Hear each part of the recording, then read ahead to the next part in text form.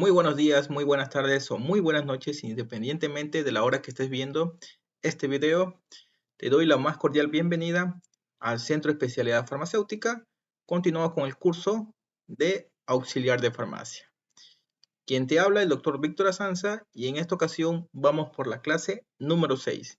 Si llegaste ya a esta clase, a este módulo número 6, te invito a ver los módulos anteriores para que sepas qué es lo que vamos viendo a través de este curso. Así que, bienvenido. En esta ocasión nosotros vamos a comenzar con los fármacos AINES. El objetivo de esta clase es estudiar los efectos tanto positivos como negativos que tienen los AINES para una correcta recomendación en las farmacias. Recordemos que los AINES, por más que entre comillas se vea inofensivo, puede ser peligroso. Por ejemplo, el paracetamol a grande dosis puede provocar insuficiencia hepática. ¿Ok? Entonces, no es porque el paracetamol ya es barato, entonces es más inofensivo y todo eso. No. Y en esta ocasión vamos a ver el por qué. ¿Ok? Entonces, continuamos. También hay que tener en cuenta de que nosotros en farmacia recomendamos. Nosotros no prescribimos, nosotros no recetamos, ¿ok? No somos médicos en farmacia, solo vamos a recomendar fármacos. Bien, y obviamente los fármacos que están permitidos. ¿Cómo actúan los AINES?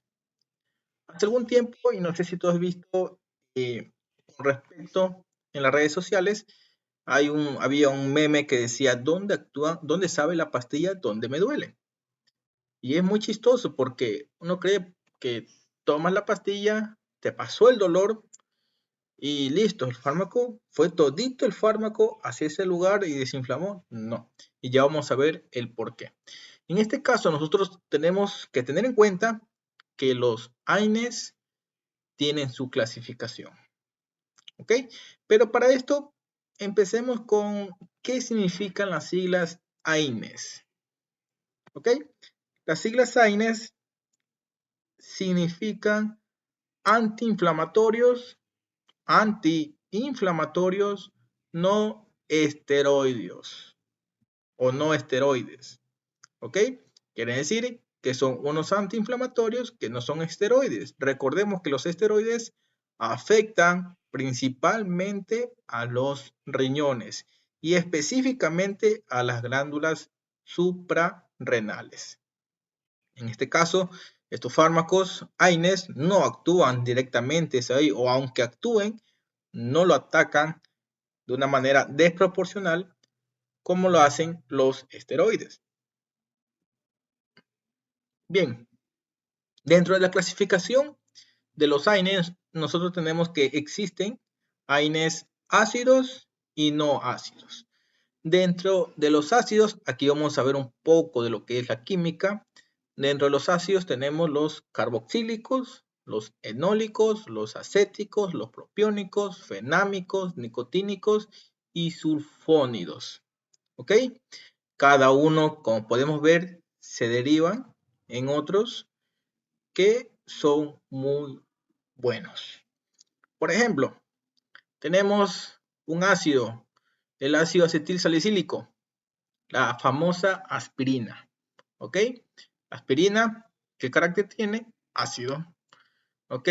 Otro ácido que lo estemos consumiendo, el diclofenaco, el ketorolaco, el naproxeno, como Apronax, el ibuprofeno, ketoprofeno. ¿Ok? Aquí hay algunos nombres mucho más raros, por ejemplo, el ácido meclofenámico, ¿ok? Ácido nifúmico, mefenámico, piranoindol, fenilacético, pirolacético, ¿ok? Son fármacos que a nivel de Ecuador es difícil que existan.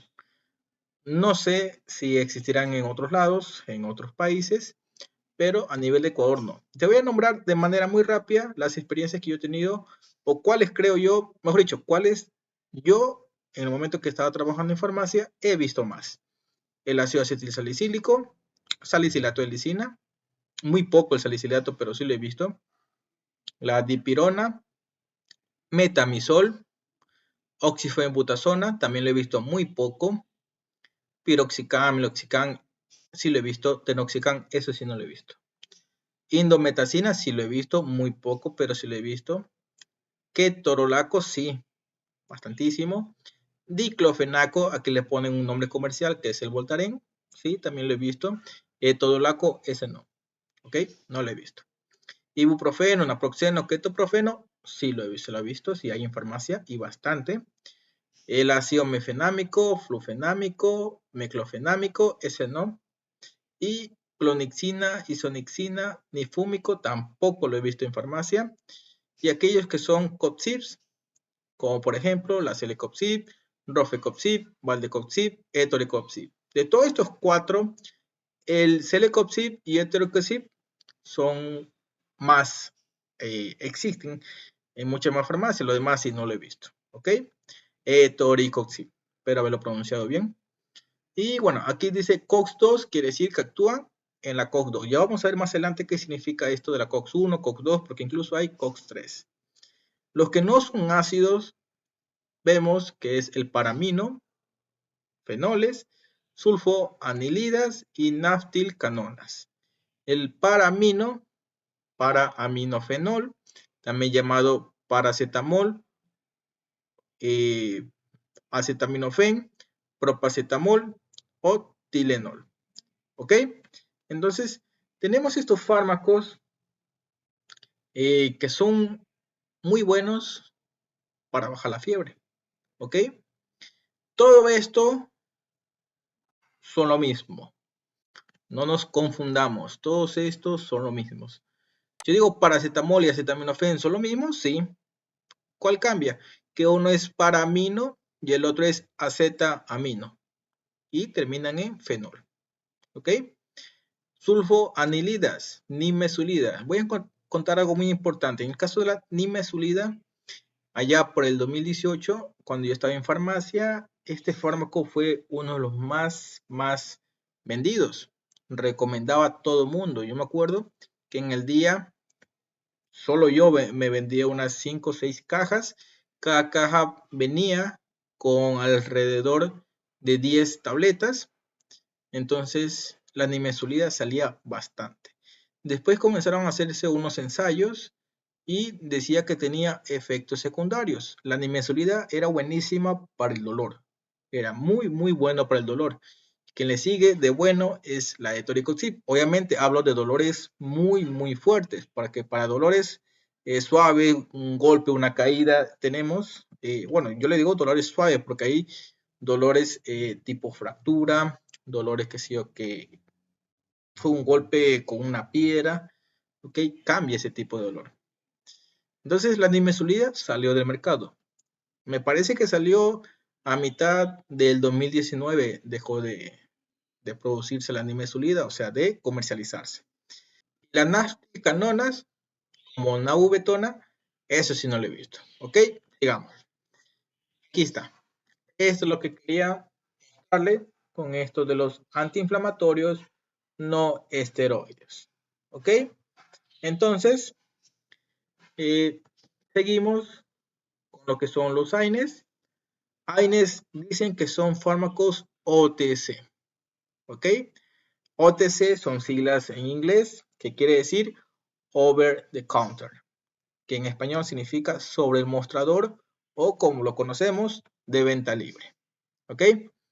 Entonces tenemos que todo AINE tiene que cumplir con las 4A.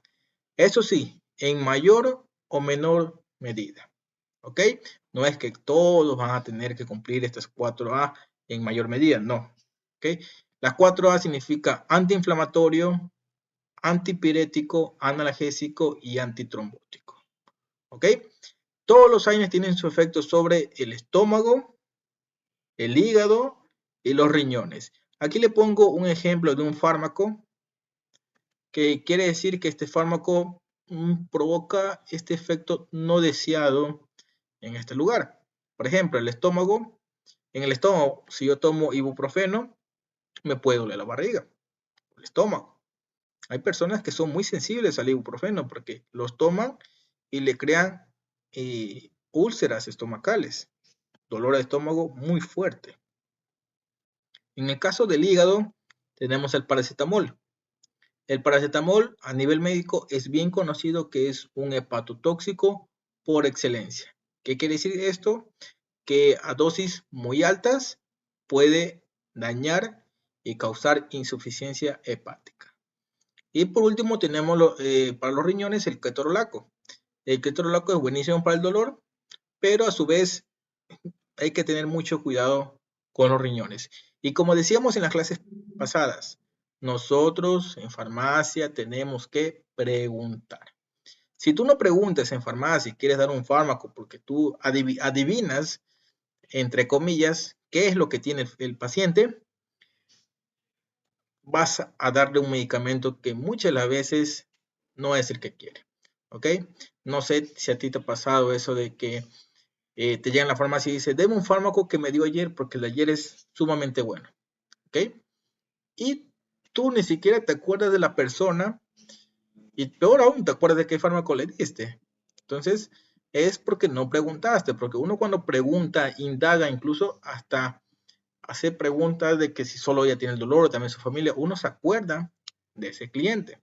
Entonces, si yo hice las preguntas necesarias, el siguiente día el cliente vuelve porque le hizo bienísimo y me pide, porque anteriormente me pidió solo una, pero como le quitó el dolor y ahora quiere como quien dice para tenerlo en casa, me pide el nombre. Y como yo ya pregunté, yo ya sé qué darle. ¿Ok?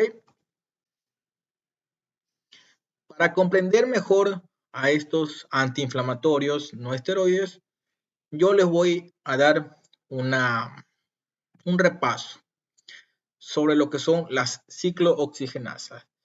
Tenemos ciclooxigenasa 1, 2 y 3, siendo la 1 y la 2 las más estudiadas porque es aquí donde los fármacos van a actuar. ¿Ok? Pero vamos a ver cuándo en uno y cuándo en otro.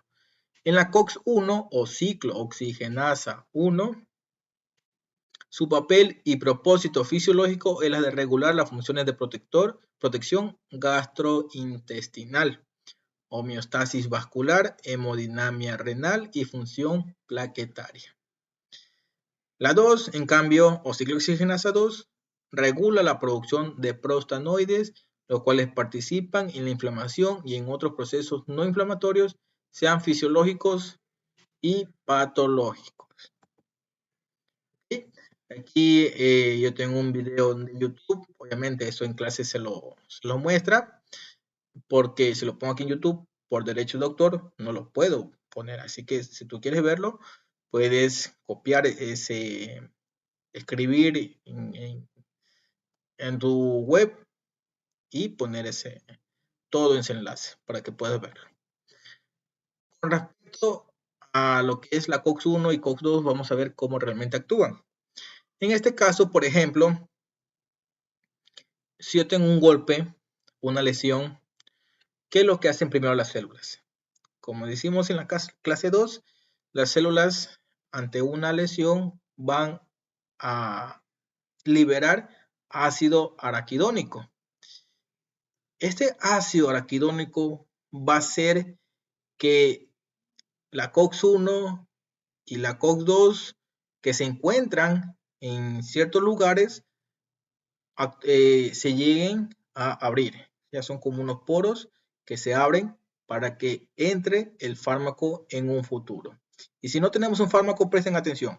La COX-1 me dice que es una enzima constitutiva en tubo digestivo, riñones y plaquetas. ¿Ok? Quiere decir que lo tenemos en el tubo digestivo, en los riñones y las células plaquetarias. En este caso, la COX-2, en cambio, está en las enzimas, es inducible en tejido dañado, ¿ok? O sea que en tejido dañado va a estar en mayor medida. Bien, entonces, ¿qué es lo que hace la COX-1? Una vez que se produce la COX-1 y la COX-2, cada uno va a adherirse a las prostaglandinas, ¿ok? Entonces, las prostaglandinas que hacen, ejerce una protección de la mucosa gástrica. Y también dolor, fiebre y vasodilatación. Cuando yo me golpeo, voy a sentir dolor, va a estar la zona un poco caliente, incluso se va a llenar de líquido. Cuando yo topo, produce dolor, pero es como que si hay un edema ahí. Entonces, es como que la huella del dedo que presionamos se queda ahí. Entonces, esto es ante una lesión. Ante una lesión, como vemos, se produce ácido nítrico y arginina que el cuerpo la genera para disminuir el dolor. Pero nosotros cuando tomamos un AINES, bloqueamos estos dos. ¿Ok? Estos dos se bloquean. Y los efectos que hacen cuando es en la COX-1, se une a la COX-1, bloquea esta prostaglandina. Pero cuando el fármaco se une a la COX-2, bloquea esta prostaglandina. Entonces, cuando el fármaco se une a la COX-1 y bloquea esto de aquí, va a disminuir el dolor. Pero es aquí lo que hablaba con el ibuprofeno. Va a producirse un daño a la mucosa gástrica. Entonces el ibuprofeno, hay pacientes que no lo toleran. Entonces no se debe recomendar a ese tipo de pacientes y se les debe preguntar. A mí cuando los estudiantes me dicen, pero ¿cómo yo sé? Para eso se debe preguntar. En cambio, los beneficios que yo tengo cuando yo tomo un AINES es la disminución del dolor, la fiebre y por ende la inflamación. ¿Ok? Veamos ahora una tabla de que no, aquí prestemos atención aquí. Dice, estos datos se han obtenido mediante ensayos realizados en vivo en sangre total. El antiinflamatorio con índice inferior a 1 presenta más selectividad para la COX-2. ¿Ok? Todo lo que sea menos 1 se une a la COX-2. Y todo lo que sea mayor de 1 se une a la COX-1. ¿Ok? Entonces, aquí tenemos que todo desde la piroxicam para arriba se une a la COX-1. Y de la piroxicam para abajo, perdón, de la nabubetona para abajo, se une a la COX-2. ¿Ok? Tenemos este mecanismo de acción en lo que nos dice que el ácido araquidónico, ¿ok? En donde va a estar estas dos produciéndose, estas dos, tanto COX-1 como COX-2. Cuando yo tomo AINES, bloqueo a estos dos, ¿ok?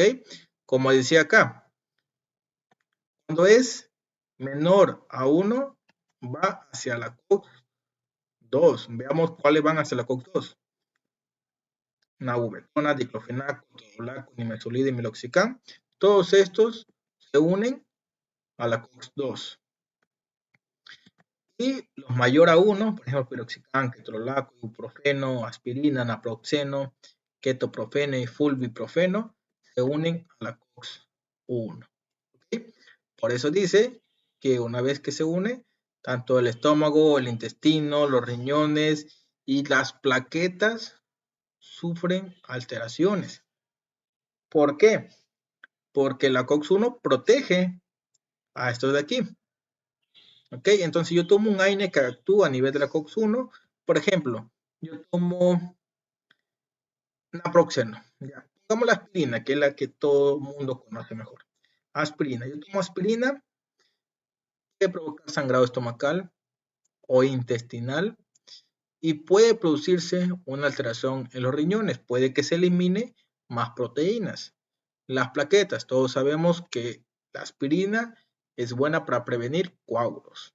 ¿Ok? Entonces, las plaquetas no se van a poder formar, unirse ante una lesión porque la aspirina va a evitar que se una. En cambio, cuando el fármaco actúa a nivel de la COX-2, actúa también a nivel de los macrófagos, sinobiocitos y células endoteliales. Prácticamente actúa a nivel celular, ¿ok? De las células de defensa. Por eso, aquí prestan atención que es muy importante, los glucocorticoides también actúan aquí. también actúan aquí. Entonces tenemos que los AINES que actúan a nivel de la COX-2 y los glucocorticoides que actúan a este nivel, actúan también a nivel celular, a nivel de las células blancas. Ahora veamos un ejemplo más detallado en donde tenemos que cuando tomamos acetaminofén o paracetamol en grandes cantidades, aquí tenemos el 6P2E1 que lo libera el hígado, ¿ok? Entonces, cuando libera esta sustancia el hígado, el acetaminofén va a hacer que se una aquí y provoque a la larga hepatotoxicidad, ¿ok? ¿Por qué? Porque cuando yo abuso del acetaminofén o del paracetamol, voy a hacer que la glutatión, que es un desintoxicante, se baje los niveles y el colesterol suba, ¿ok? Cuando yo abuso, nuevamente, yo abuso del paracetamol, la glutatión baja y el colesterol sube. Por eso que nosotros podemos tener hígado graso solo tomando paracetamol. Por ende, cuando desintoxicamos al hígado usando la N-acetilcisteína, nosotros vamos a hacer que el colesterol baje y la glutatión suba. Al subir la glutatión, el hígado comienza a desintoxicarse. Espero que se haya entendido esta parte. Si no, regresen un poco y vuelvan a analizar. Yo sé que todo esto de aquí hay un pocotón de cosas, porque aquí incluso nos dice que hasta el estrés provoca que el colesterol se aumente y la glutatión baje, ¿ok? Provocando también hígado graso. El estrés también puede provocar hígado graso, pero aquí tenemos algo muy importante. Estamos hablando del paracetamol. Está bien. Esto es algo que se lo recomiendo yo a mis estudiantes, porque aquí vamos viendo los fármacos que más se usan en farmacia, pero lo voy a retomar con ustedes, gente de YouTube. Lo voy a nombrar poco a poco y lo vamos a ver de una manera muy rápida, muy concisa. A mí me gusta exponer bastante con imágenes, estar más hablando que poniendo todo un texto, como ya van a ver en las diapositivas más adelante, que fueron los alumnos que pidieron que se ponga más texto porque querían tomar anotaciones, no me seguían la corriente a mí con lo que hablaba. Pero entonces vamos a ver ahora lo que es el paracetamol, la aspirina, ibuprofeno, naproxeno, diclofenaco, meloxicam, celecoxib y ketorolaco. ¿Ok? Paracetamol, hepatotóxico por excelencia. Aspirina, a tener mucho cuidado a aquellos pacientes que sufren o que tienen problemas de la coagulación. Ibuprofeno, mucho cuidado con pacientes que tengan úlceras estomacales o dolores estomacales. Naproxeno, diclofenaco, meloxicam, celecoxib y ketorolaco, mucho cuidado con pacientes que tengan problemas de los riñones. ¿Ok? Y aquí lo detallo de mejor manera. Paracetamol, hepatotóxico por excelencia. Buenísimo para la fiebre, pero es un hepatotóxico por excelencia. Ibuprofeno, alterador de la mucosa gástrica por excelencia. ¿Ok? Bueno, aquí también le puse paracetamol, pero es ibuprofeno. Seguimos. La aspirina. Mucho cuidado con aquellos pacientes que tienen problemas de la coagulación. Naproxeno, sódico. Mucho cuidado con enviar grandes dosis a pacientes que sufran de los riñones. También puede alterar a nivel renal la depurificación o purificación de los riñones. Diclofenaco también es sódico. Mucho cuidado. Así que hay que tener en cuenta que los analgésicos pueden esconder una enfermedad. Esto es muy importante porque hay veces que el paciente, y es mucho más común cuando el paciente llega con un dolor de estómago, nosotros le damos algo para el dolor de estómago y resulta que no le pasa.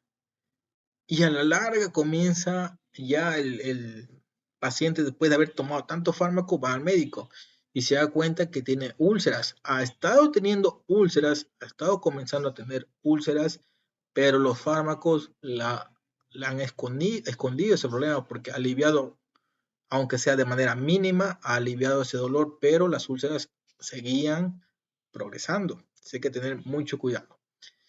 Se debe preguntar si el paciente no está tomando algún medicamento. Siempre. Preguntemos siempre. Se debe preguntar si el paciente no es alérgico a algún AINES. También. En caso de recomendar un corticoide, tener en cuenta que afecta a las glándulas suprarrenales.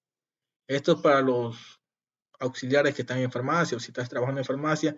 Ten muy en cuenta que nunca se manda o se dice, ¿sabe qué? Llévese 2 de esta prednisona y listo, se acabó. No, siempre un corticoide comienza de una dosis mínima, dosis normal o que también le llaman dosis alta y otra dosis mínima para que pueda dejarse ese fármaco. Porque si tú mandas, tómese una cada 12 horas, esas glándulas del paciente se van a alterar de una manera desproporcional.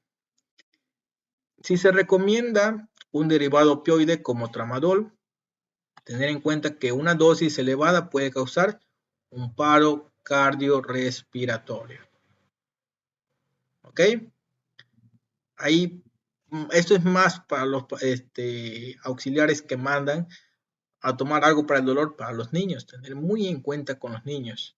Y lo más importante, si no está seguro qué tiene el paciente, decirle que su mejor alternativa es ir al médico. ¿Ok? Nuevamente les digo, no nos hagamos los médicos. Si algo no conocemos, si algo está fuera de nuestro alcance, siempre recomendarlo al médico. Yo sé que el paciente se va a molestar, pero es su mejor alternativa. Peor es que le ocurra algo grave por recomendar a cualquier fármaco y que después la responsabilidad caiga sobre nosotros. Y de esa manera se da por terminado esta clase. Esta clase es sumamente corta en la que quería explicarles a ustedes sobre los AINES.